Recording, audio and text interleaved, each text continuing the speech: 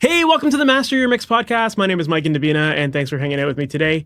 Today, my guest is Ronan Chris Murphy, and if you're not familiar with him, he is an engineer, producer who has worked on many genres of music. He's done everything from prog rock, metal, jazz. He works in video games. He's worked with artists like King Crimson, Gwar, Terry Bozzio, Steve Morse, so many more. On the video game side of things, he's worked on projects like Assassin's Creed Brotherhood, Yoku's Island Express, Mafia 3, and a bunch more as well. And today in our chat, we cover a lot of ground. We talk about Chris's experience working on music for so many different styles of music. We get into, working on video games, working on metal music, working on prog music, working on live albums, and all of the experiences that he has in all of these different genres and different types of projects and how they all come together, and really, what the core elements of the productions are that he focuses on.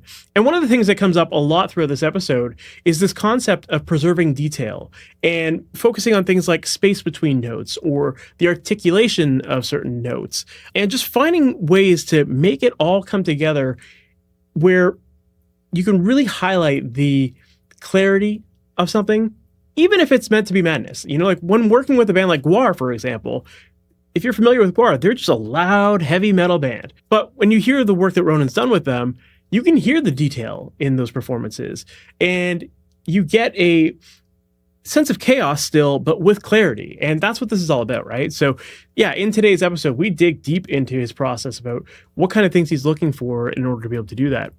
And we get into things like his miking techniques and when to go with something with a minimal miking technique versus a multi-mic technique, or things like tuning drums and how that matters and how that makes an impact on clarity throughout a mix. We talk about things like reverb versus delay and a whole bunch more. And fun fact for people who might not know, Ronan was really the first audio educator that was online teaching this stuff, and it shows in his answers. You can tell the detail of his answers and the clarity at which he answers, that he's been at this for a long time. But I got to give him a shout out. I got to give him kudos, because so much of the work that I do today and that so many other audio educators do, it was largely inspired by his early work as well. So definitely got to give him his credits there too. But yeah, I think you're going to really enjoy this episode because, like I said, he's very articulate with his answers. He gives us very actionable items to go with. And if you implement this stuff, you're definitely going to be able to improve your mixes too. So with that said, let's just jump right into this episode. Ronan Chris Murphy, thank you so much for being on the Master Your Mix podcast. How's it going today, man? Oh man, it's great. I'm very happy to be here. I really appreciate you kind of putting me in this roster of incredible people you've interviewed already. So I'm really honored to get thrown onto that list. Well, thank you. I really appreciate your time. For people who might not be familiar with you and your background and all the cool stuff that you're working on these days, can you give us that story of who you are, what you do, and how you got into it? Yeah, I mean, the short of it is I started kind of just as a musician. My parents would not necessarily agree with that. But I came up in the Washington, D.C. kind of hardcore scene. And, one of my weird little footnotes in history is that my first band and Dave Grohl's first band are the same band, but we weren't in it at the same time. But I was kind of in the hardcore scene. And then, what became known as kind of post-hardcore and eventually grunge. So, my bands were playing with like Flaming Lips and Dinosaur Jr. and Henry Rollins and Death Angel and, a whole bunch of cool stuff. And I had a bass player, in my band quit, and I had downtime, and a friend of mine said, "Hey, you want to check out this 4-track cassette thing that I've got?" And oh man, I learned how to get sound in and out of there, and that was just all she wrote. And so, and of course the plan then was, young me was I was going to be, a full-time touring musician and a record producer and all that kind of good stuff. But yeah, so I just ended up, but really the recording thing just kind of took over my life and was like my obsession for, the rest of my life, even to this day. So, it's a long, windy road, but basically, for decades now, I've been able to make my living, recording, mixing, mastering music. I do it all over the world. And one of the things I've been really lucky about is that there's been very, very few times in my whole career where I've had to do a project where I'm like, oh God, I got to do this to pay the bills. I've never been rich, but I get to work.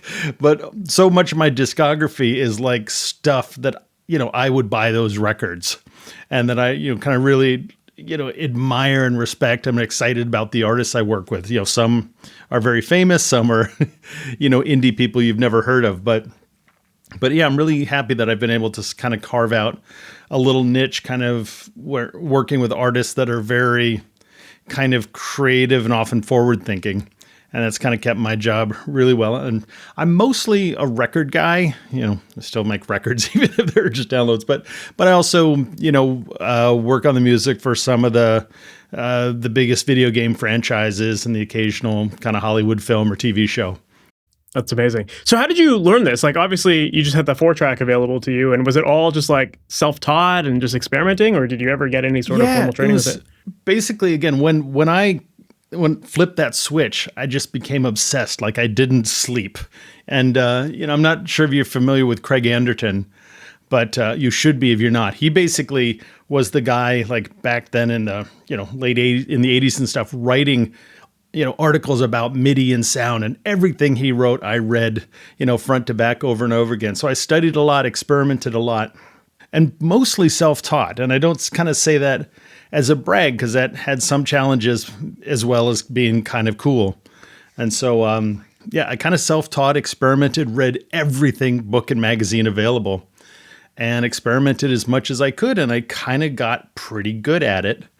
And I had a chance to go to briefly go to the Berklee College of Music, but I'm dyslexic and can't sight read, so I'd flunk any class that involved sight reading, so they didn't take me into their recording program. But that was amazing because, I had the opportunity to go for a semester or two, and I went over into their synthesis program at the time. And the synthesis program was the first place to get into digital audio. So I was learning digital audio when none of the recording people were. So I used Pro Tools like version 1.0 the day it came out. And so I ended up doing that. But I had a really weird thing where I got a job at a studio and, came in as just a second, kind of second internee sort of thing. But it was a studio that did mostly dance music. But I was a guy who knew how to record drums and acoustic instruments pretty well. And the other engineers were talented at the dance stuff, but that wasn't their forte. So I ended up, engineering and producing all those. And I was also the one guy who actually enjoyed working with the hip hop clients. So, so basically I would get thrown all of those. And so after like weeks in the sort of being an assistant, I was thrown into sort of the big boy chair and never left it. And again, it's kind of cool because it's, good for your ego, but there's a lot of things where I really wish I'd been an assistant, because there's things that I learned like 9 years later. Where like, oh, if I'd been an assistant for another month, I would have known that 9 years ago. And I even tried later in my career to, be an assistant at some of the bigger studios. Like I tried Ocean Way and Real World, and they were like, dude, you'd be a terrible assistant. You've already done major label work as a first engineer. We want somebody. And so, but mostly self-taught. But in that context, to say self-taught is that I didn't go through kind of a traditional academic program or mentorship, but I bugged the crap out of anybody who knew more than me, which was almost everybody. So, when I'd meet a musician who'd been in a recording studio, even if it was a little indie band, like, oh, wow, what did they do with the guitars? Wow, was the singer like in there with the drummer, or did you do that later? And I'm, and then as my career progressed, I'm getting to do this with some of my favorite artists who worked with some of my favorite engineers. So yeah, mostly self-taught, but that's really just by harvesting and all the people who were kind enough to kind of give me information and put up with all my annoying questions. I love that. No, you have to be willing to just like push yourself outside of what you know and continue to learn. And yeah, it kind of reminds me of like one of my first studio gigs. Like I worked at the studio where it was kind of a weird setup where it was just as the engineer, you had your time that you worked, and whatever project came in, you might just tackle drums on a project today and then guitar on another project, whatever. You weren't really working full the whole way through a project. But very quickly, like they realized I was a drummer and I knew drums really well. And like I had focused on learning how to record drums very early. So then I ended up getting all of the drum projects. And I was like, no, I want to learn like guitars and like all this other stuff that I don't know as well. Exactly. So yeah, you have to be willing to push yourself and just like get outside of your bubble sometimes and get yourself in get yourself in the door with the right people and learn from there. Yeah. And I tried to do that, not even necessarily just with drums or whatever, but I'm lucky to have a ridiculously eclectic career. But that's been really, really intentional because I love, like, if I've just been doing like a bunch of rock stuff, I love going and working on jazz after that or working on some singer-songwriter stuff. Because, I keep learning it. If I've been working on rock records and then do a singer-songwriter record, I'm able to look at that singer-songwriter record with some interesting different perspective on that. That's really important. And it also keeps it exciting. Like I had a weird few years where, I've been lucky enough to work with a lot of the biggest names in progressive rock, which is great. I love it. I really enjoyed the work and the people and all of that. But there got to be this thing where, I was the progressive rock guy. And there'd be people like, oh no, Ronan wouldn't want to do my record. I'm just kind of like this kind of singer-songwriter thing. I'm like, Neil Young is the reason I'm a musician, And so I actually got to this point where, hey, here's a prog rock record with a good budget. And here's like a singer-songwriter thing or a punk rock band where I'll only lose a few $100 doing this record. And I'm like, all right, punk rock it is. Let's go. But it's kept it. And my friends who just stay really in a lane all made more money than me. But when we kind of, go out for drinks or whatever, they griped about their days. And I was like, yeah, I get to do this. Yeah. So a lot of people who sort of get as the guy or the gal who does that, a lot of times sort of the luster wears off. And I never want that to happen in my life. For sure. Well, I'm happy that you brought that up because that was one of the things I was curious about. It was like you do have so much diversity in the type of work that you do. And for a lot of people, that idea of like just niching down and being known as the person who does one style of music, like for a lot of people, that may be the better way to go. I don't know. It's like, I think it's personal preference in a lot of cases, but. Yeah, it's probably smart business to be niche, but I don't know if it's emotionally and, nobody in their right mind gets into this for the money. For sure. Well, I guess like it might be easier to like build up a clientele when it's like one specific genre of music because, you work on one project, that band plays with 20 other bands that are the same sort of style. It may be easier to like get in that Absolutely. way. Absolutely. But that's actually something I'm curious about too, with having so much diversity in the type of music that you do. Like, have you felt like it's been harder to build up that client roster and break in as this multi-genre engineer? I mean, I've been lucky that, this has been my day job for, 3+ decades now. So it's worked out okay. But I mean, I think the nice thing is the people that are attracted to working with me a lot of times are the ones who are that, dig the fact that, oh, this is a guy, we're trying to do different things. We're trying to bring in elements from jazz and rock or this and that, or see where we can take things in a different direction. So I think, it's attracted the right people to me for the most part. So a lot of the more kind of creative thing, because really, I mean, I think like Katy Perry's great at what she does. I mean, and those productions and everything are, firework. Man, that thing comes on the radio, I am blasting it. But like, that's not like somebody who wanted to be like very much like Katy Perry, like a Dr. Luke kind of thing. I'm not necessarily that guy who's like, hey, here's the sort of the machine in the box and how it works.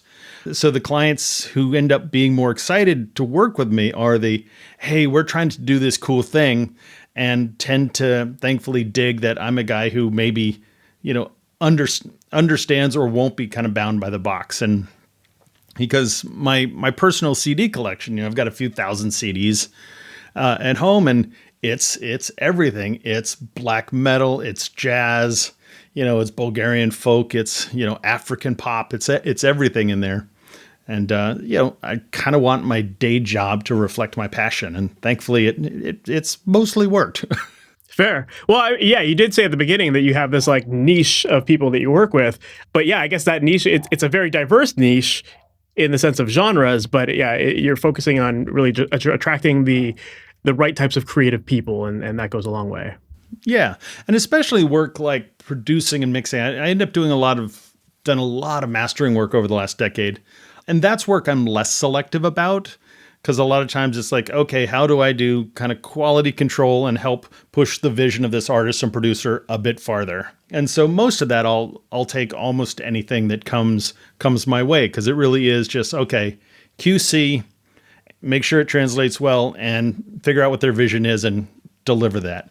But mixing and production work, I really have to dig what the artist is doing and their intent and their kind of passion for it, so that I can actually make a contribution to it. Fair. And then you also got into working on music for video games and stuff like that too. So I imagine that that's a whole other world in itself of, different styles of working, right? Yeah, and it's amazing. I love that work so much. And, one is I dig video games and have been able to work on some of my favorites. But to the video game world is the most exciting thing in the world right now for audio, for art and things like that. The approach to how sound and music and stuff is going in contemporary video games is just so amazing and forward thinking. And a lot of the composers, people who don't play games just think of like video game music. Okay, yeah, Mario in 1989. It's like, no, this stuff is amazing. So yeah, it's not just the 8-bit stuff that we used to hear. Yeah. So the composers are doing this great music. So yeah, I mean, I love the video game work. And truth be told, the only reason I'm in the video game world is I'm really good friends with an engineer named John Rod, who's like one of the top mixers and engineers for video game music. And I get his leftovers. We're good friends and I get his leftovers. He's amazing. And thankfully gets triple booked and stuff. And he knows I'll do a good job and won't steal his clients. But yeah, I've stumbled into that, which is work I absolutely love. That's kind of like some of my, honestly, video game music is some of my favorite stuff to do right now. And so thankfully, again, John Rod tends to be triple booked and throws me his leftovers. So when you say video game music, video games can have so many different layers to the audio these days. So what specifically are you working on these days as far as video game music? Come back to me in late 2026 and I'll tell you the one I just finished. It's it's one of the biggest credits of my career, actually. But I've done a little work on like Assassin's Creed. There's a Mafia 3 was a really big one. And, there's the needle drop music, which is basically, hey, here's a song, put into it. And I have almost nothing to do with that. But what's happening in video game music is dynamic. So it's you have to compose it, which again, I do. I mean, I've done a little in the past, but I don't do much composing for video game music at all, but I mostly engineer it.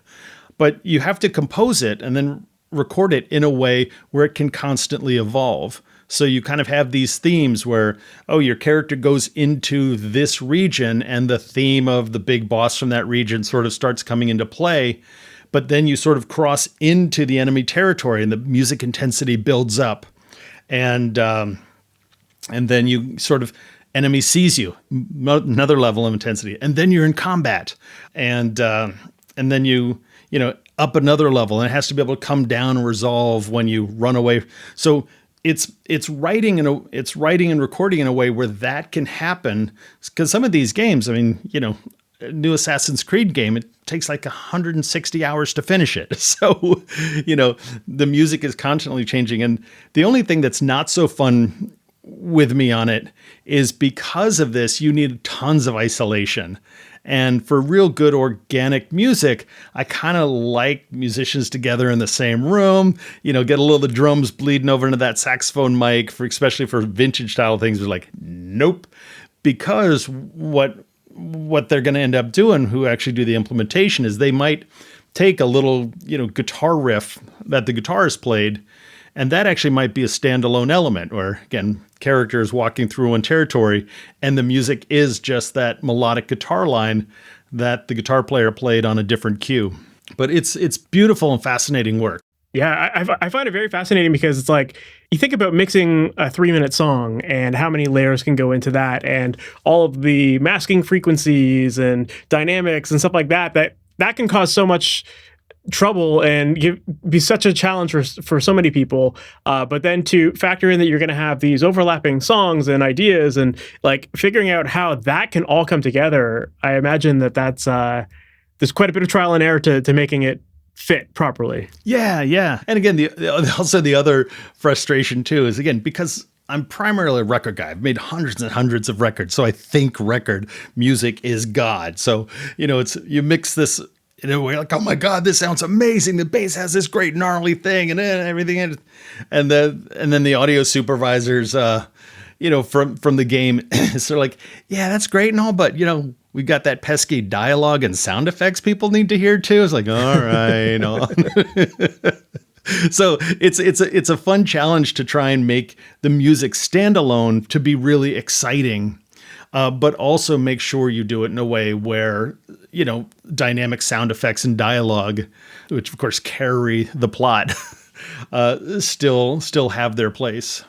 And I find like I have a little bit of experience in working on music for video games, or more specifically dialogue. But even then, I found that like just with the scope of how big some of these games are, they're very, very secretive about the game itself. Like I remember like when we were recording dialogue for, to be honest, I don't even know the name of the game because they were that secretive with it. But they would bring like 40 binders of dialogue, and none of the dialogue was in any sort of sequential order. It was just like so broken up, and like it was like, don't ask about this part because you don't need to know about this. And it was like, okay, well, I guess someone will piece it together and make it work. So yeah, I imagine that when it comes to the music, it would be just as difficult to like figure out, okay, what's this person going to be doing at this scene, and make it all work together too. Yeah. And luckily I'm kind of looped in, but yeah, like on this game I just wrapped, I think, my partner is sort of in life and business.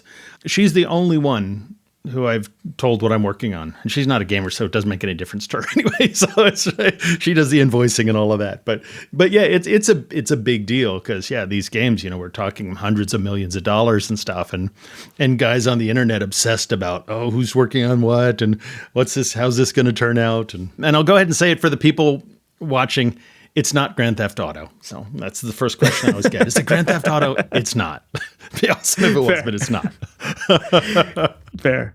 So what advice then would you have to someone who's interested in getting into the video game music side of things? Like I mean, a lot of people think about, if you want to work in music in a studio, like you work in a studio and that's your way in. But as far as video games, it seems like it's a harder market to get into, or maybe it's not as obvious to some people. Yeah. I mean, one thing is be best friends with one of the top guys in the world that does this stuff and take his leftovers. No, but the thing that I recommend to people, and I get this question a lot because I'm, one of the few people who's been able to work in sort of this upper strata, is get involved with video games. And, if you're kind of starting up and developing your career, even if you made some cool records, you're not going to trip into Last of Us. You're not going to trip into Grand Theft Auto because there's so much on the line. And one of the reasons it's closed so much is that there's so much on the line. These are, again, hundreds of millions of dollar budgets with super high security and things like that. So it's very much a referral kind of thing of this person is trustworthy, they're good, and they understand the environment in which we're working. So it's like kind of amazing too, like hanging out with like video game production teams, and they'll talk about, oh yeah, just so-and-so just wrote blah, blah, blah, wants to see if you work on the game. And it's like a film composer that you're like, holy crap, wow, that guy's amazing. And they're like, oh God, I didn't barely bother to reply, because it's somebody coming from film without necessarily understanding how video games work. So one of the things I recommend people is find some way to connect with people doing video games.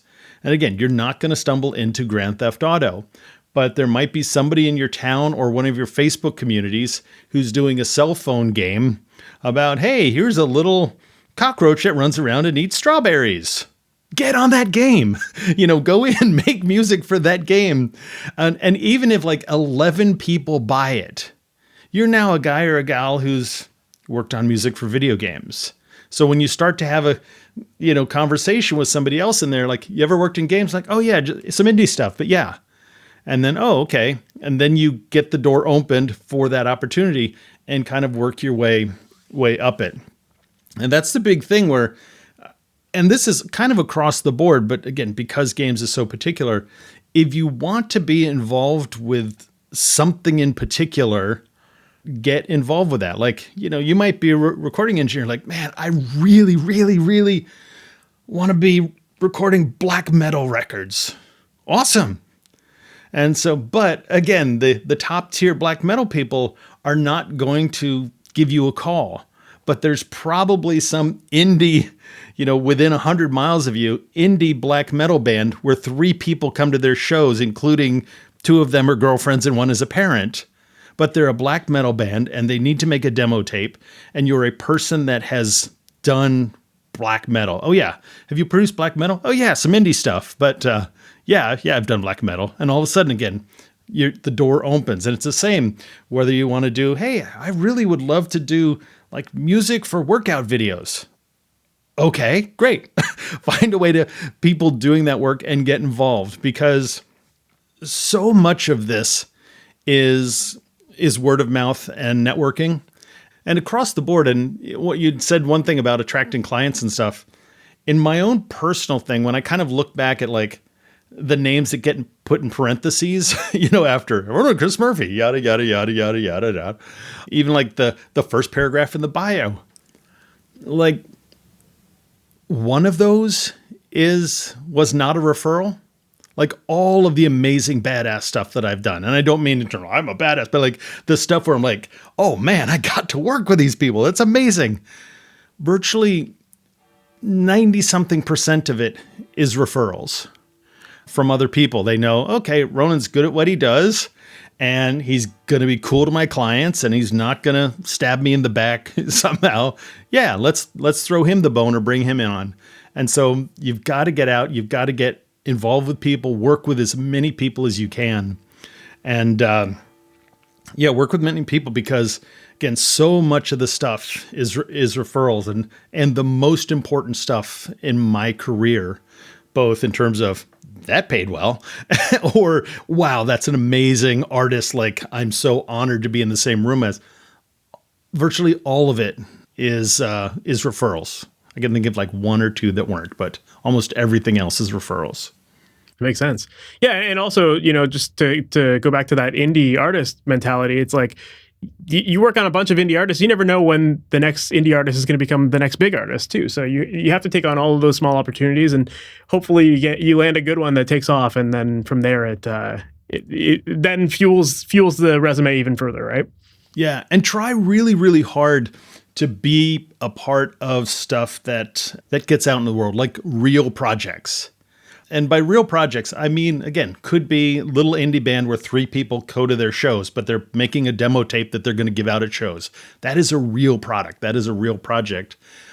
Downloading some multi-tracks from the internet and mixing yourself for a month or whatever, groovy, maybe you learn some stuff, but that's not going to move your career farther. So as much as you can, get involved in real things with real human beings that have real consequences too. And that's going to step up both the quality of your work, and it's going to step up your career so much faster than, because again, guy or gal in their bedroom downloading multi-tracks, they might make a mix that sounds better than anything Chris Lord-Alge has ever done, but it's almost irrelevant if nobody knows who they are, not connected with anybody. And the truth is, the way the weird business works is nobody will notice that she actually mixed better than Chris Lord-Alge because she's not connected to other people. There goes, oh, that's a woman in her bedroom messing around on a computer. It's like, but if she'd worked on real projects and connected, oh yeah, that's that local engineer. She's amazing. You got to hear her stuff. But yeah, get involved in real stuff as much as you can. For sure. That makes a lot of sense. That is something I think a lot of people really forget about. It's just that I think there's a lot of people who feel they can't work on projects for clients until they're ready. And so because of that, they spend so much time practicing and practicing and practicing, and maybe they are making amazing mixes, but nobody knows about it. And I think people that are in that headspace, like, they're still never going to feel 100%. And even as someone who works in the industry and like has clients, like, I still doubt myself all the time, and I'm still pushing myself to learn new things. So like, you just have to kind of rip the Band-Aid off at some point and just start doing it and getting that experience and hoping that it takes off. Yeah, that's so true. And that's a weird thing. Again, when I went to Berklee College of Music, I was super blessed that I had the opportunity to do that for a little bit. But, I came up, again, in hardcore, where it's like, hey, do you know how to play bass? No? All right, well, you're the bass player. We'll figure it out as we go. And, when I picked up guitar, like, I learned, and like 6 months later, I was on stage playing mostly songs I'd written with a band. And it wasn't great or anything, but it was that thing. You just do it. You go, you go, you go. And so I got to, tour around, do a little international touring, play with lots of great bands. And then I went to Berklee College of Music, and I met these guys who, if I practice, they're like 25 years old. And if I practiced for 50 years, I wouldn't be as good as them. And they're like, yeah, I'm really hoping if I can get my chops up a little bit more, I'd be ready to play some gigs. It's like, it was just, I couldn't wrap my head around it, because I came up with the punk rock mentality, like, let's go, woo. But yeah, it's the same thing. Just get out there and do it. Get involved. Again, local bands, like, things happen at your house of worship, like, any opportunity to get out there and do real stuff is so important. Absolutely, man. Well, I think that's an important lesson for people to hear. And yeah, it needs to be said, because I think there's so many people that are just in their own bubble, waiting for opportunity, or waiting to be ready for an opportunity. But it's like, you have to just put yourself out there. And I'm going to say one thing that, my apologies to all my friends who run really awesome pro audio companies and stuff. One advice I try and give people all the time is try not to take on a ton of debt and be able to have a flexible mobile life. I mean, there's certain things with family commitments and stuff, that's just life and priorities. But there's the kind of thing like, oh man, I just bought like $45,000 worth of gear, and I've got this, and I owe this recording school $130,000 and all of that. A lot of the great opportunities that come don't pay much at the beginning. And it's that sort of thing where somebody might say, they say it was me, for example, and I'm working on with this really cool artist. We're going to hold up in Seattle, and I know you're a cool person, and you'd be cool to hang out with, and you kind of know your stuff. And I say, hey, it's this really cool record. There's not a huge budget, but it's cool. And it's some of the best players you're ever going to work with. I can pay you like $100 a week to come out and do it. Young Ronan Chris Murphy would be like, hell yeah. Am I hitchhiking, or do I have plane fare? And that's how a lot of my opportunities came from. But that somebody's like, my credit card debt, is $3,700 a month. So I'll come out and do your thing, but you got to pay me at least $1,000 a week. I'm like, I get it, man, but no, I can't do it. We don't have that. And so all of a sudden, you're not hanging out with me in Seattle, working with some of the best musicians in the world who might eventually hire you to pay you $1,000 a day for all of that. So yeah, if you create a life that ties you down, and again, it's not my place to tell anyone their priorities, but hey, whether it's pets, or it's debt, or it's, man, I'm really, really into my pickleball club, and I would never, ever miss a night of pickleball. It's like, okay, fair enough. I can't set your priorities, but if you don't have a life that allows for some flexibility, it's much more difficult to kind of move forward, because I've lived in a lot of places. I've lived in multiple countries and all of that, because I've been following cool opportunities where they went, and that's worked for me. And I'm sure there's other people who've played pickleball every night of the week and are making 10 times as much money than me, working with really cool bands. So. No, but again, I think that's an important thing to say too, because so many people think that they need to have that, like, if you build it, they will come mentality, and build a big studio, and that attracts people. And it very, very rarely happens that way. And even when it does, like, there's so many, like, you're working out of a deficit, which is never fun. So why not start good small, speakers and good front end, and you're ready to go. Exactly, right. In those early days, like, exchange studio time for gear or something like that, like, build up, if that's what it takes to build up your studio, do something like that. I think that's maybe the fastest way to get what you need. And make advancements to your studio and still build up your credits and all that kind of stuff. And yeah, I think that's a much better way of going about it than spending a ton of money and not getting good results. And yeah, fair. Well, I'd love to transition to working with some bands. Obviously, we talked about your video game world, but you have had the opportunity to work with a ton of amazing artists. And one person in particular that I'm very curious to ask about is the drummer Terry Bozzio. Is it Bozzio or Bozzio? I never know. Bozzio. Bozzio, okay, sorry. But yeah, I mean, and anyone who doesn't Italian, know, it would actually be Bozzio, but it's but he says it Bozzio. Fair. So for anyone who doesn't know him, look up a picture of his drum kit and you'll just like your jaw will drop. It's like the largest drum kit in the world or something like that. And I'm very curious, like when you've had the opportunity to work with him, first off, was it that drum kit that you got to record? That mega one that has like the million shells and cymbals. I mean that's what he does. Yeah, that's what he shows up with. Yeah. That is amazing. I imagine that takes like half a day just to get set up. Yes. Before you start putting up the mics. But Terry's amazing to work with. I mean, the first time I worked with him, it was producing and recording a record with Terry Bozzio, bass player Tony Levin, and Steve Stevens, who's Billy Idol's guitar player and just an amazing artist in his own right. But my whole thing was, I want to see if I can approach this more like a classical recording, because I've recorded, by that point, recorded orchestras and chamber orchestras and stuff. And like, okay, I don't want a million mics because, whole bunch of phase interaction that's not going to help me a bunch. So I was like, I wanted to see how few mics I could use. Just the nature of the way it was set up at the time, I used a bit more than I wanted, but I kind of mic'd it in banks and things like that. But in one of my later projects, I should send it to you for fun. I'll send you 3 mics on a Terry Bozzio drum set with no EQ, nothing but compression. But here's the thing about it. Yeah, so I wanted to capture it because with the whole balance. And one thing that for people going to look at that giant drum kit is to understand that, like they say, why does he have all that stuff? Nobody looks at a marimba player and goes, why did they have all those notes? So his whole kit is chromatic. So all of the toms are tuned and all of the cymbals are all tuned. So he's much closer to a xylophone or marimba player than he is to John Bonham in terms of what his instrument is.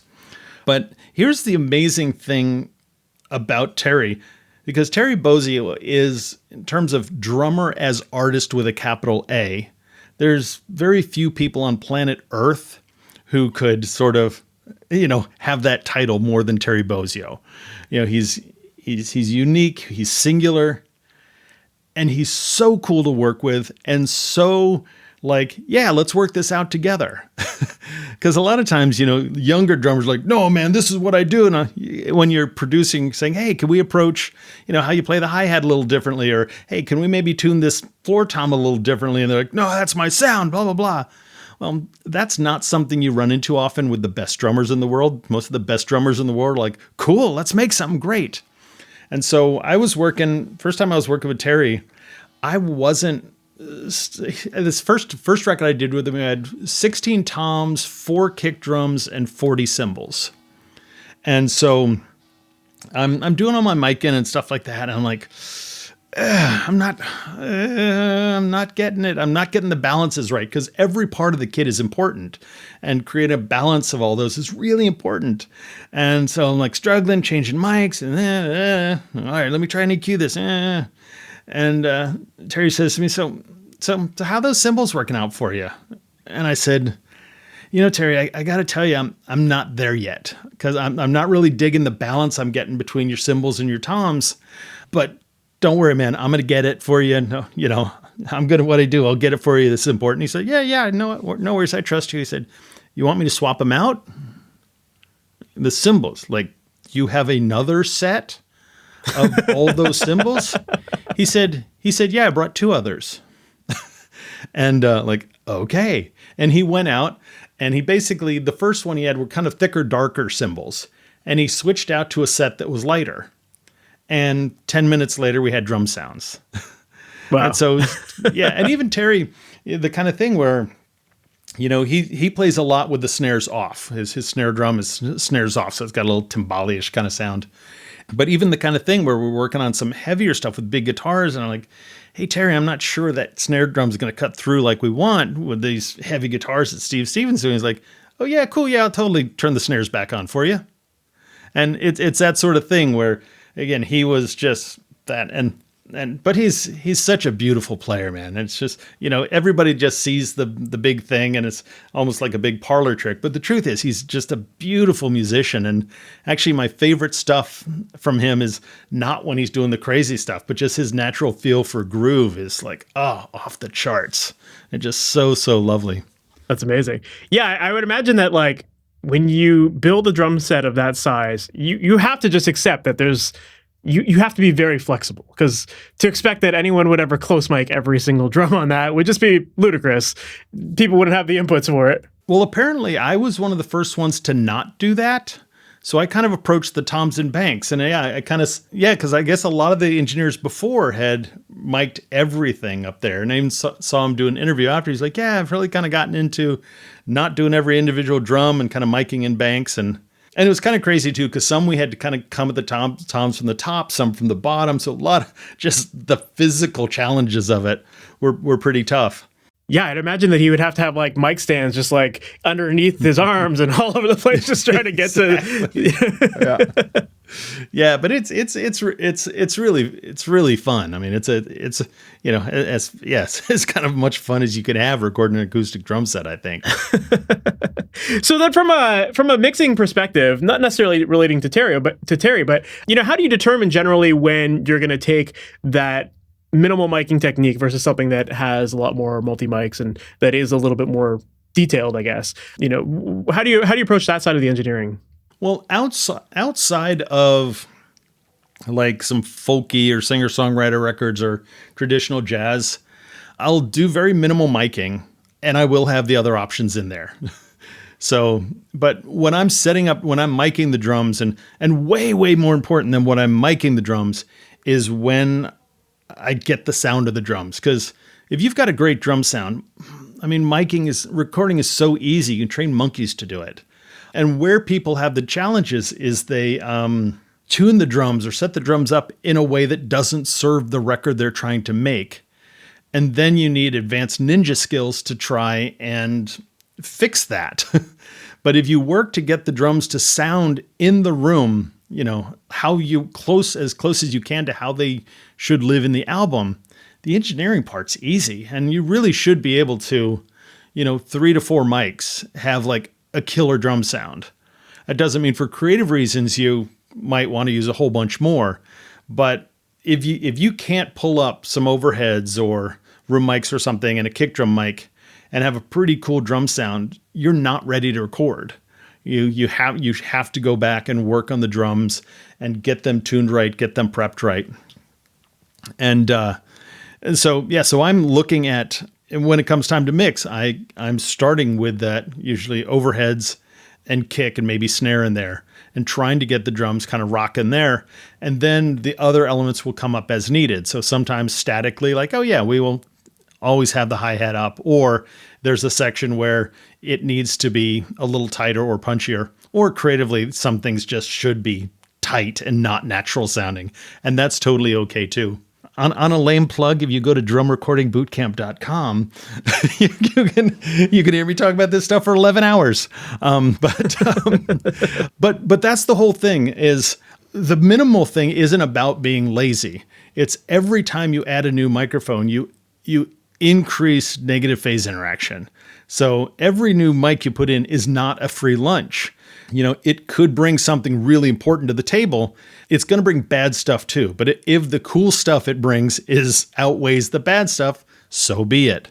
But, a lot of times people go, man, how did you get that drum sound with just 5 mics? And I'm like, how did you get that drum sound with 30? I mean, mine's easy. Yours requires NASA consultants to be able to make that work. And so, yeah. And here's a cool business trick too, is if you get like the 3 mics sounding killer, you put the other ones up to, when the drummer kind of comes back in and walking around, you push up the 3 mics and crank up your speakers pretty loud. And the drummer goes, wow, those drums are sounding killer. And you say, oh yeah, that's just 3 mics. We got the others, but I'm really digging this.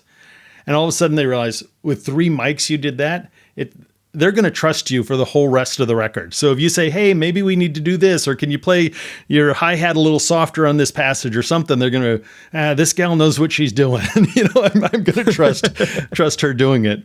Yeah. But that's a big thing. And I'll go into, but yeah, and come mix time, I'm trying to build a large part of my picture for most kind of records with kick, overhead, and snare, and then bringing else everything else as needed for genre-specific impact. Fair.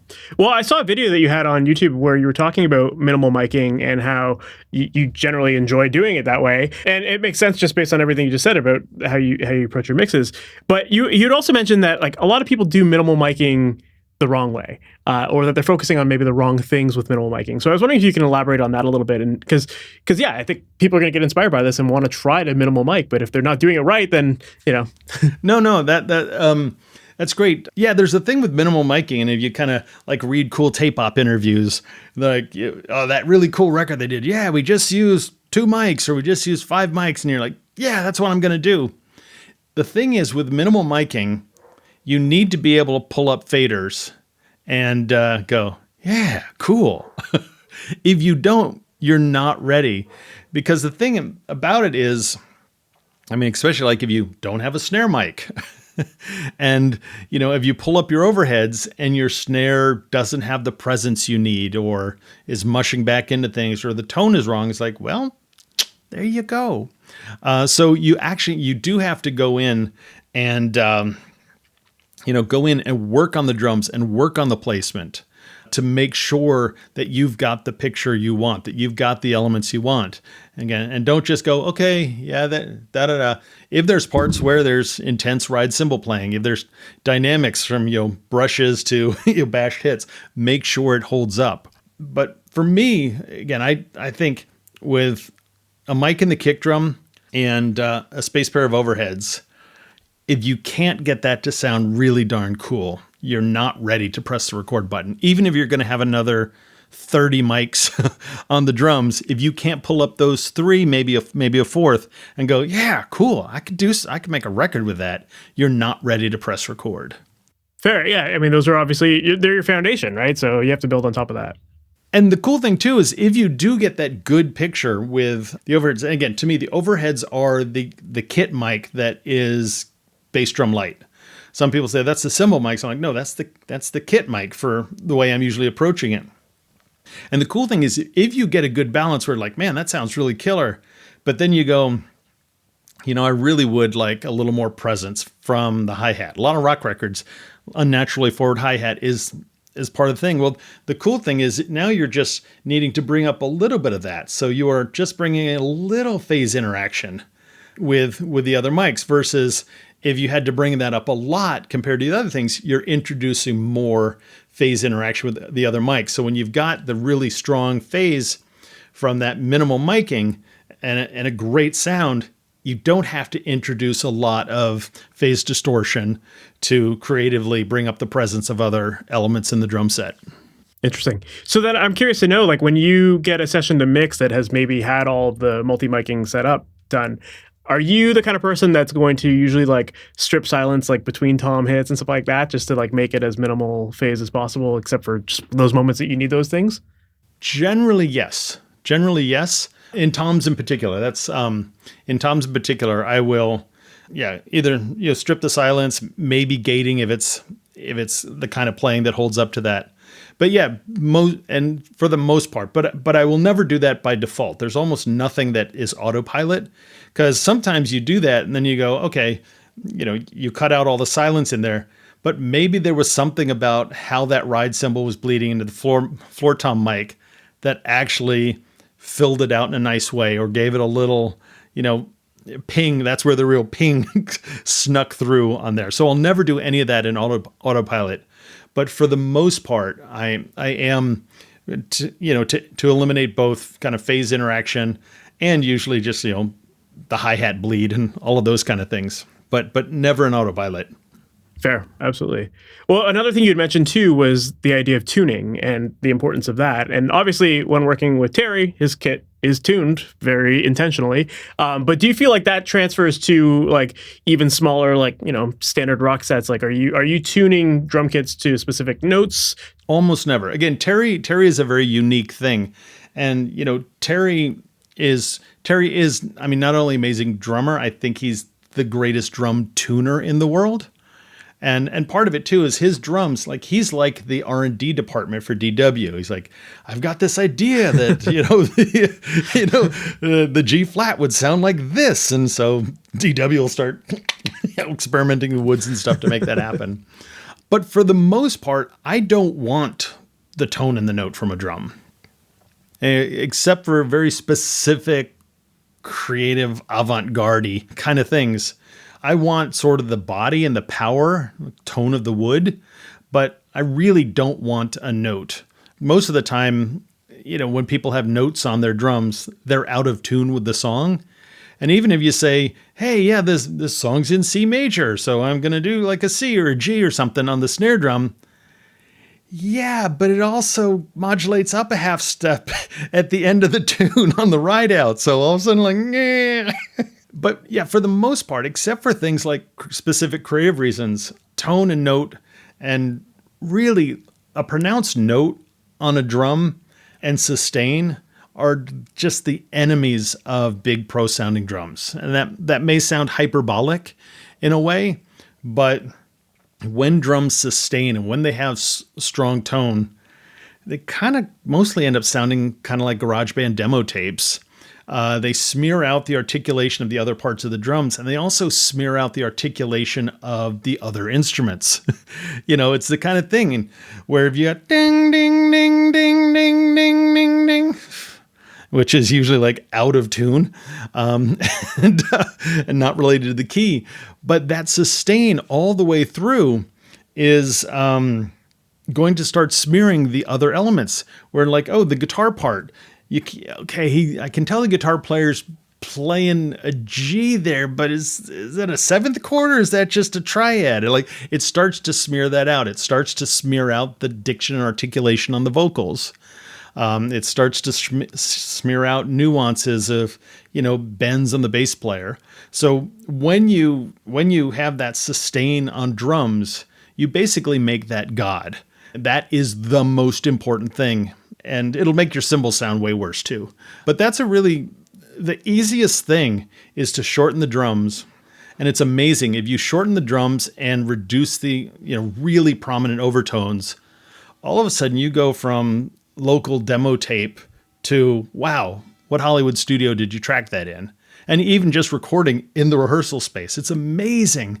And so many people just kind of try and do the opposite, which is weird. And yeah, and if you have any doubt on that, just whatever genre you're into, just randomly pick 10 big, super successful records and see if I know what I'm talking about. Like, see if what I said is part of the big successful records, or I'm completely wrong and every record does sound like Saint Anger.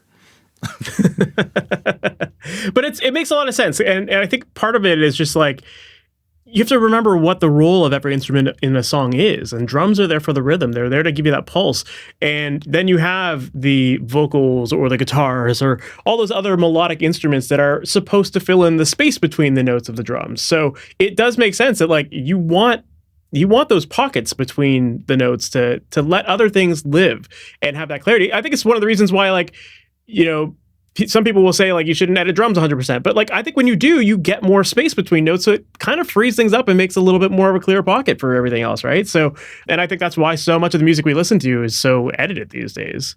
Well, and just so we're not just beating up with the drummers, it's the same sort of thing. Like, I can sort of play piano like a 2-year-old, but it's so much fun to play piano with the sustain pedal down. Like, hey, just bang on white keys, everything sounds great. It's big and it's lush, but with a lot of sustain from the piano, you lose punch, clarity, and definition, and you obscure the clarity and definition of all the other instruments. So it's that same sort of thing when, like, if you take off the pedal, Ba da da ba ba ba da da da da. You pedal on ba, and it's the same reason too. With like, I'm a guitar player. I love to play with super high gain. It's so much fun, and I'll do it. I'll be playing on a record, super high gain, and then I'll mix the record. I'm like, I'm such an idiot. Why did I do that? Because super high gain guitars kind of smear out. They smear out the definition in the guitar. They smear out the articulation in the drums, the vocal, and all of that. And that's why, like, with a lot of like modern metal bands that have really high gain guitars, they're either palm muting to make it really percussive, or the mixer is mixing the guitar really low behind drum samples. But yeah, kind of cleaner, more articulate things just naturally sound bigger, more exciting, and more pro. Fair. And again, just to kind of beat this even further, it's like the difference of reverb versus delay on vocals, right? Like a lot of singers like the reverb because it makes it sound lush and expensive, whatever. But like often that's going to make a mix sound muddy because you've got these long sustained tails that get in the way. Whereas sometimes a shorter delay gives you that perception of the depth that you need, but without all of that muddiness that comes along with a reverb. So yeah, absolutely.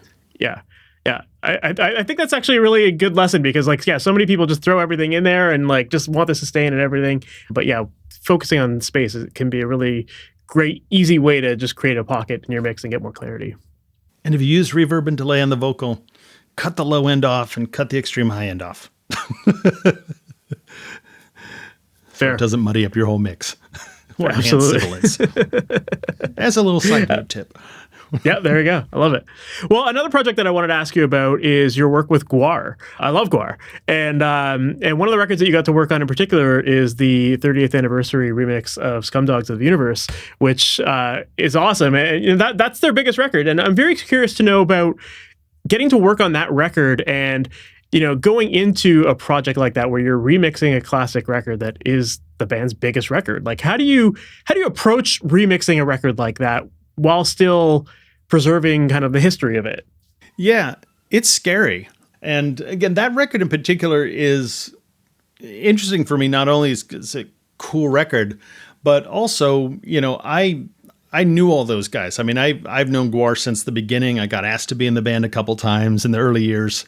And so for me, there was kind of a nostalgia, like, oh yeah, like I saw like some of these songs get performed live for the first time. But it's a tricky thing. The big thing I wanted to do was bring out more kind of clarity and punch from it. And, you know, some of the sounds were surprisingly good and some were just god awful on the tracks. But I'm so conflicted going into these projects because, oh God, it pisses me off when my favorite records get completely reinvented and that starts getting put out as the, you know, official version of something. So I'm always kind of, you know, really conflicted the fact that I charge people good money to be the guy that does that stuff. But I think part of it was finding ways to just showcase the raw, ripping, great like band that they were at the time. They are now too, but you know, several different members and stuff. And what I tried to do was, you know, incorporate some of the elements that I think that record was 91 or something, bring in some of the elements that were of the era, like a bit of chorusing on the guitars that would, or bass that would, you know, have been stylistic of the time, but not necessarily a record we do now. So I wanted to see if we just get it punchy, powerful, and, you know, and introduce elements that were stylistic again, like, you know, some nonlinear reverbs on some of the drum parts and chorusing on the guitar and kind of a Galen Kruger type high end on the bass. So bring in those elements. So that was the big thing where I kind of wanted to just strip away a lot because I get a sense that there was a lot of chaos around making that record, where maybe some different, had they had more time, different decisions might have been made. So on that one, I just really wanted to strip it away to showcase this is the band. Yeah, this is them playing, you know, playing great, writing these songs, being funny as hell and all that stuff. And in a way that was a good one because it's not a record where the sonics or the space were so key to it. Because especially early 90s and 80s, like the sense of ambience and how they integrated reverbs and delays and choruses on this are so much part of the art in a way. But with Gwar, really the art of it was hilarious performances, ripping songs, and that sort of thing. So I just really, in a way, wanted to strip away a lot of stuff and show that. And then we did the kind of Atmos spatial audio version of that last year as well, of that one. But that was the thing. But trying to honor it, and that was an easier record to do because there aren't things. But of course, fans that really, really love it, and I love this too. Like, what the hell? We got to that bridge, and there's not that weird fizzy top end on that guitar, because you've listened to that 800 times and you're used to, that part comes in and the guitar goes, which the dude mixing it is going, well, that sucks. Let me fix that. And you're like, but that was perfect. And so, and I'm the same way with records I love. Like, I won't say it, but like one of my favorite sounding records ever, just like I put on, like, humbles me, and it got remastered. I'm like, oh my God, it's just not that record anymore.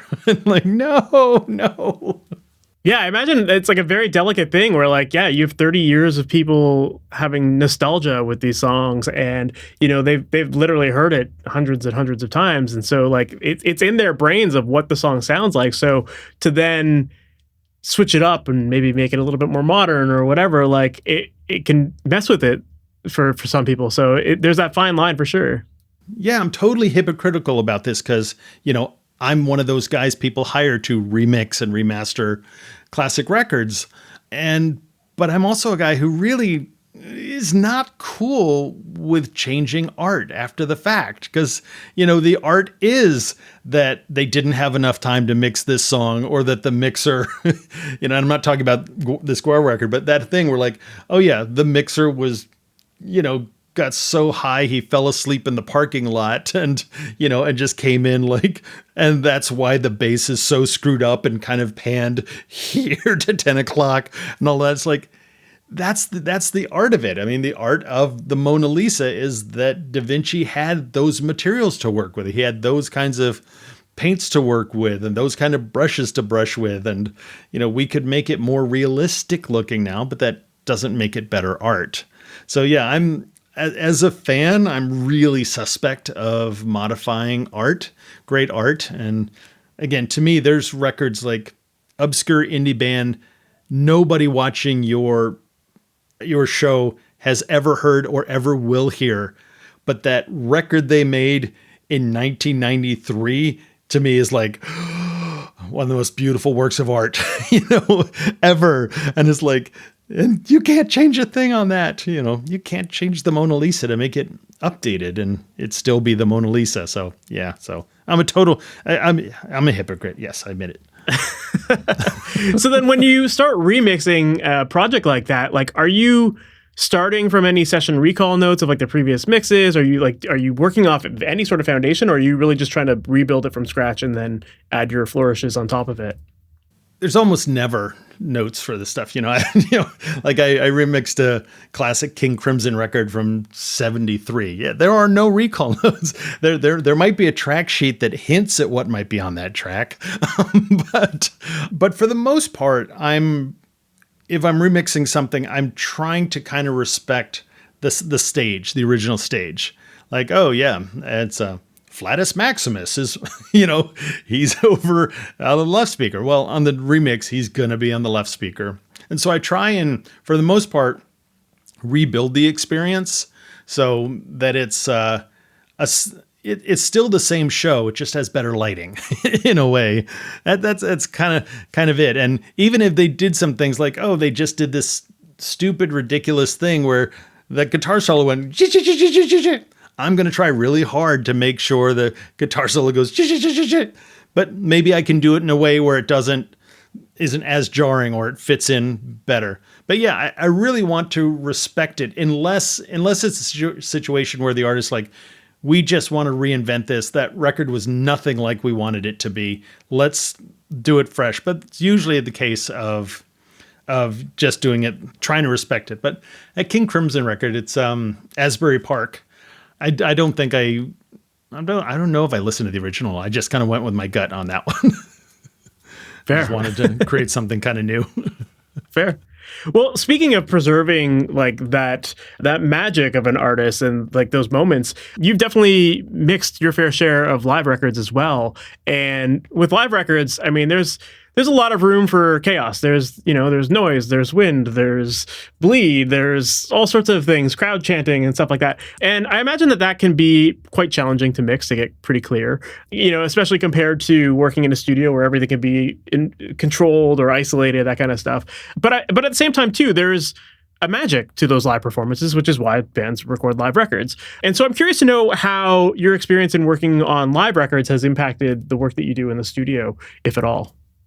Well, live records certainly gets your chops up. Like I did, one of the first records I did for King Crimson was a live album of the double trio. So it was 6 guys in the band, every guy in the band playing enough by themselves for a full band record. And I had to try and make all that work together and in a live context that has all those kind of things you're doing. But in some ways, the live records, there's some parts that's easier because one is you don't want it polished too much, generally speaking. And so you're like, oh yeah, I would maybe have cleaned up that guitar in a way in a studio setting or this and that. But what's tough about live records is things like, again, Gwar is a great example. I just did a new live project for them that hasn't come out yet. So you've got these vocal mics of a band that is simultaneously singing and slaying monsters and spewing blood on the audience. So there's times where like the vocal is like right here, and then time to slay a dragon and whatever and sing like this. So there's these things where it's like, oh my God, this lead vocal mic has more guitar in it than vocal at this point.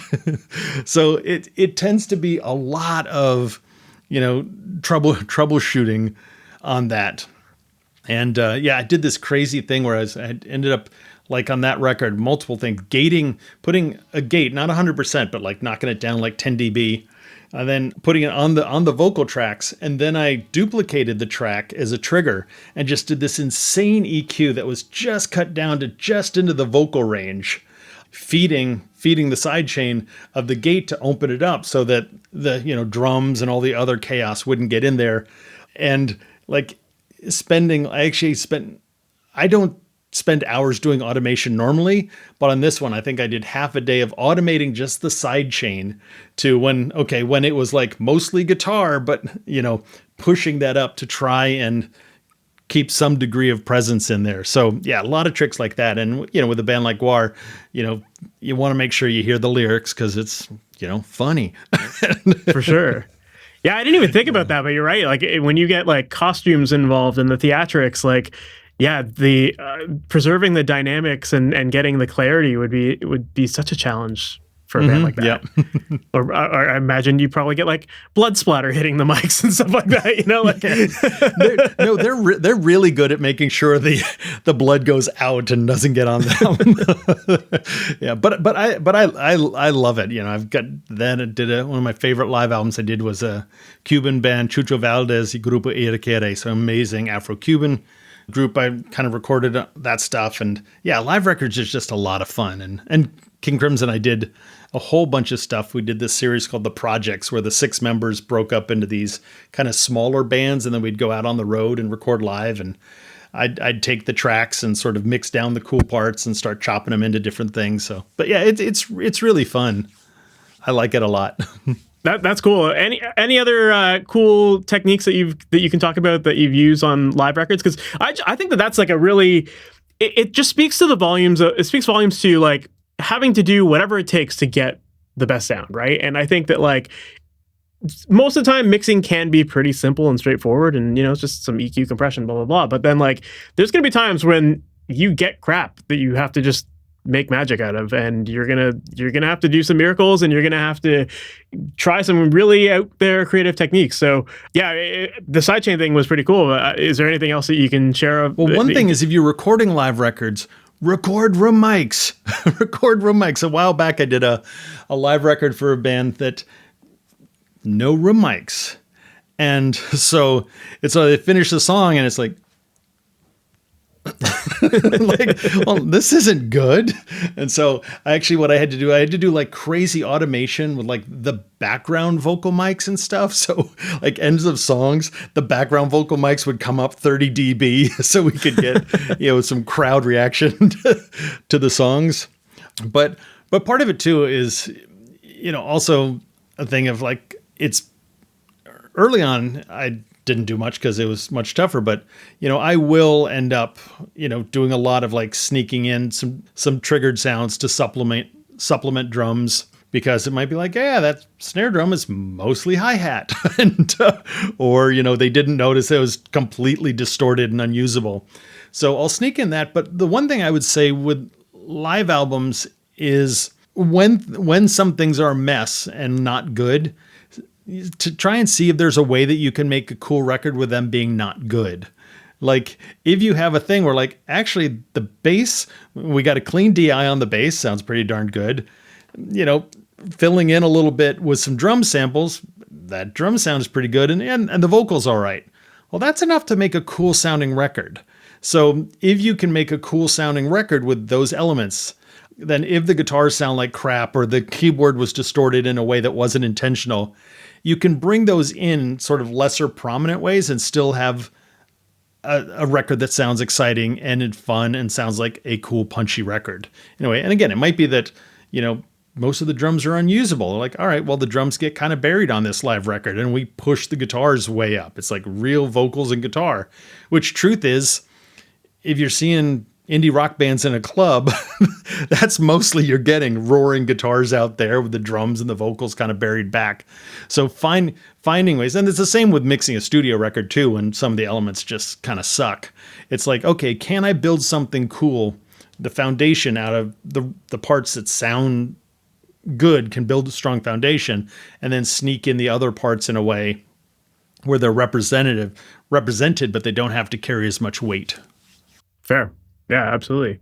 Yeah, I could definitely see that crossover between the challenges of live with, like crappy recordings in the studio. Like they're still gonna experience that, and you're still gonna have to just get creative and find your ways of blending things together and making it work. And And one bit of advice, because I still do everything. I do projects that are hundreds of millions of dollars with video game work, but I also still do indie records and stuff a good amount. And there's some records I get to mix where it's heartbreaking.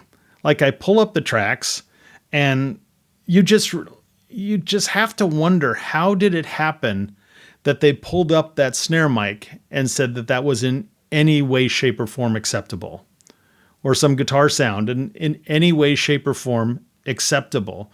And so if you're doing indie things, especially now where so many people like have their own studio, they don't have to pay somebody else $1,000 a day or something to use their studio. Like it's your band's rehearsal space or it's your basement.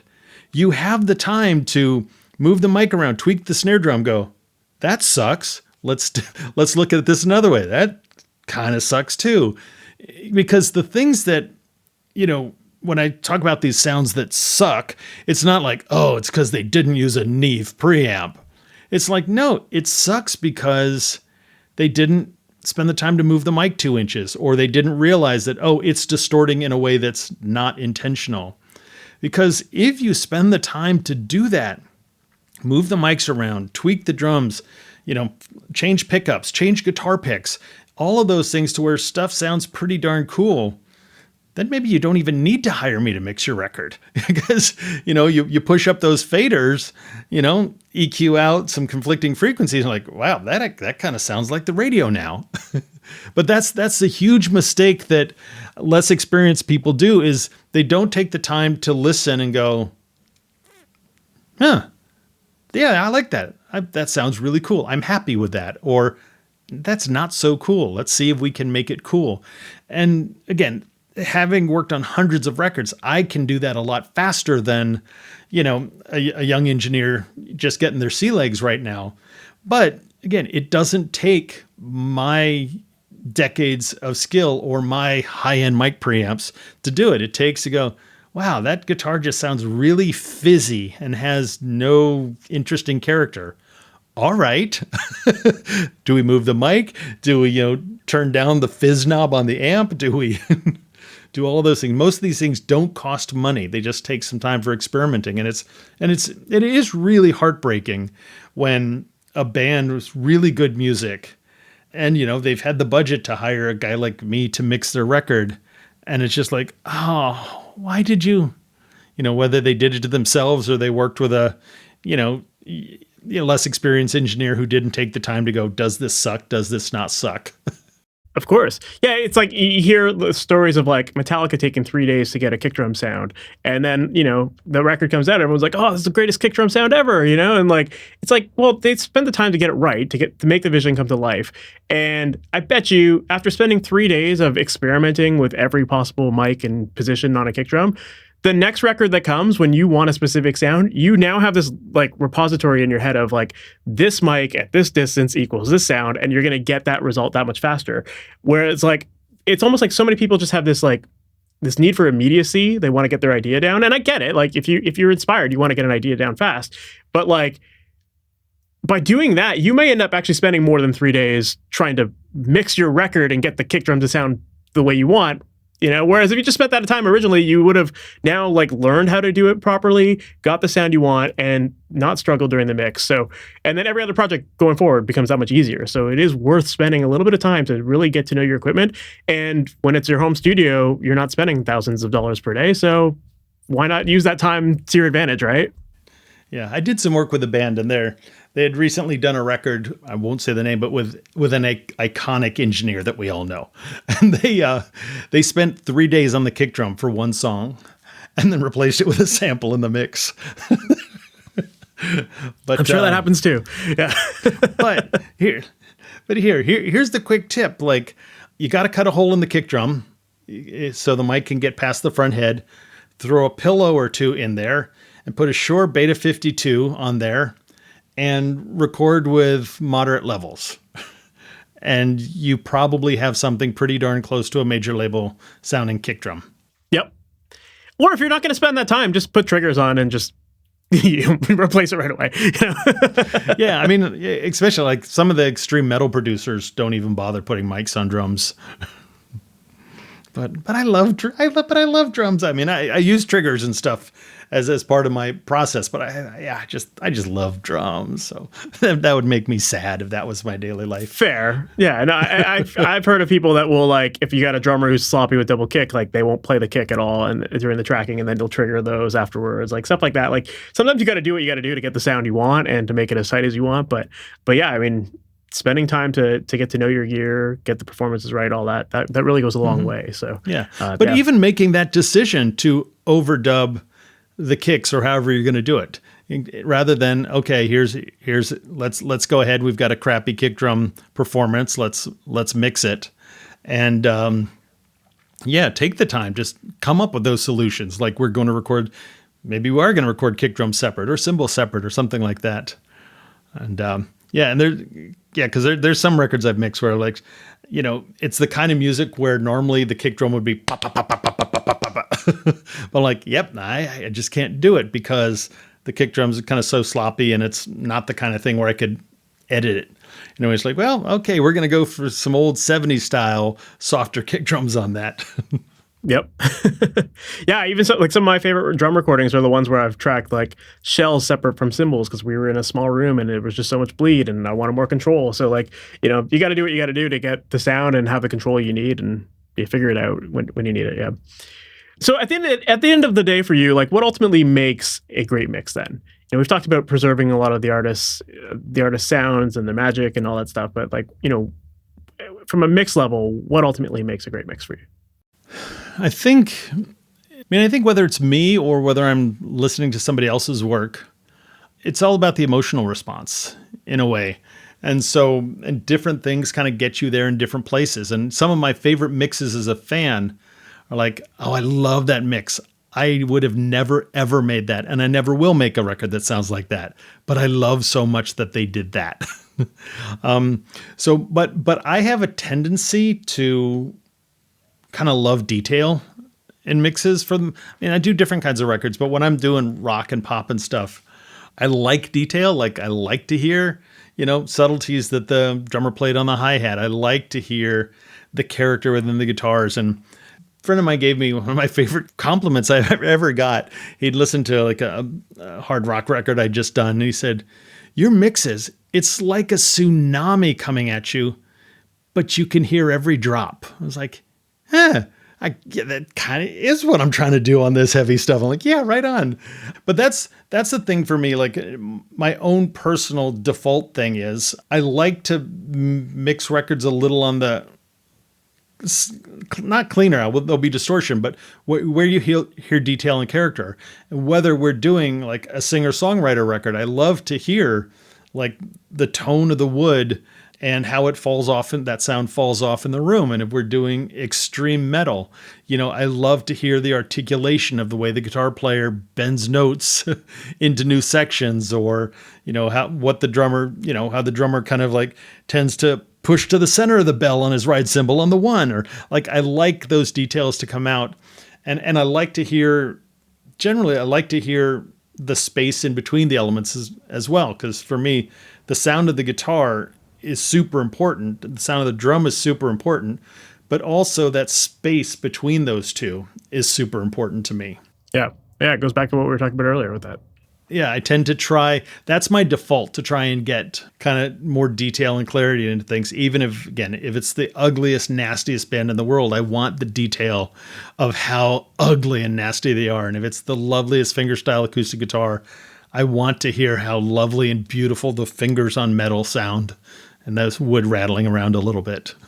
Yeah, I heard some of that acoustic stuff you did with Gwar, and I was just like, wow, like this is like, it's refreshing. It's a different take, but it's like, it's something really cool. Yeah. Awesome, man.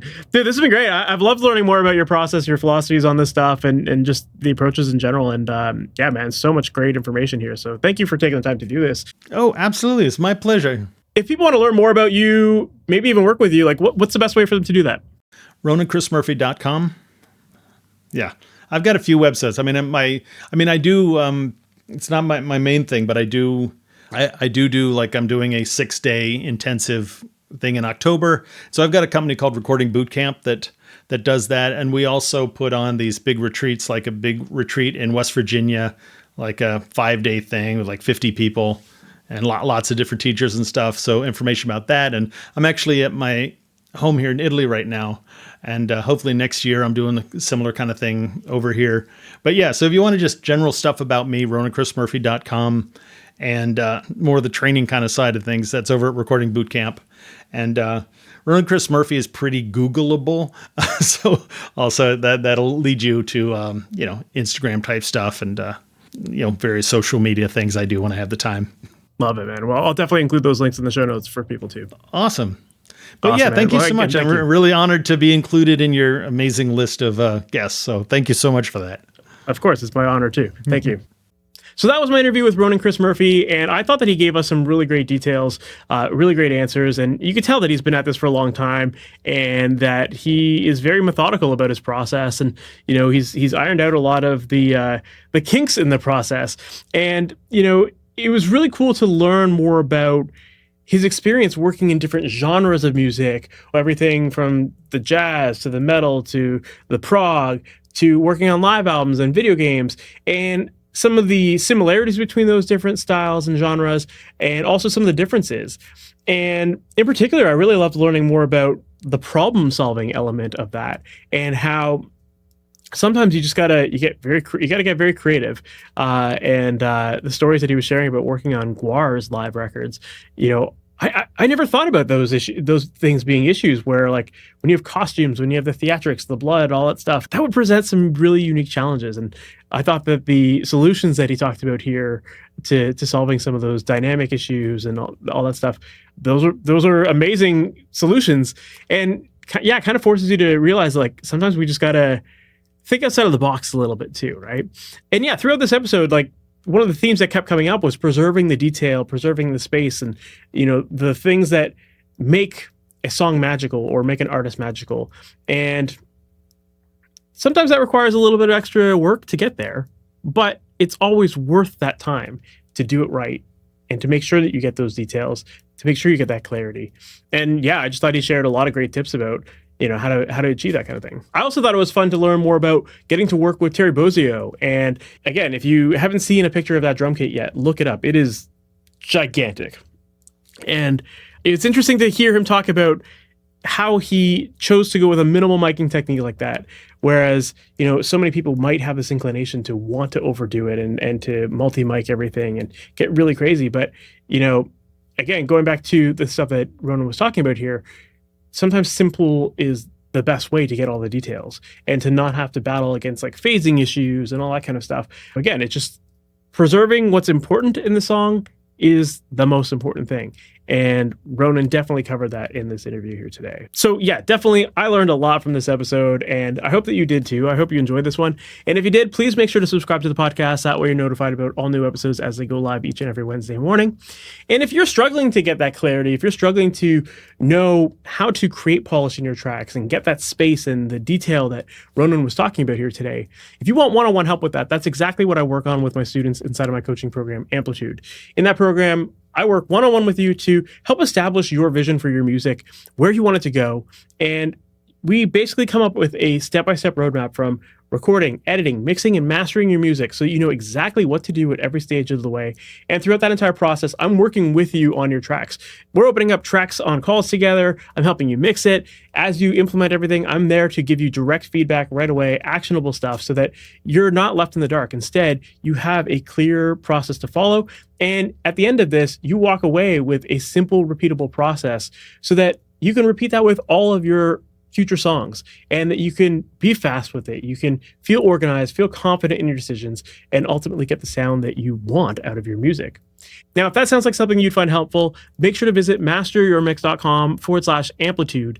And on that page, you can click a button to book a call with me. I'd love to learn more about you and your music and what you're working on and what you're struggling with to see how I can help you. And if it seems like I can help, then I'd love to invite you into the program, and we can talk about all the details on that call. I only work with people who I truly believe I can help. So if it doesn't seem like I'm going to be a good fit or this isn't going to be the right thing for you, I will definitely let you know. I only work with people who I really believe I can help. So if you are interested in getting help with your music to get it done, get it sounding pro, and feel confident in your process moving forward, once again, visit MasterYourMix.com/amplitude, and you can get all the details there.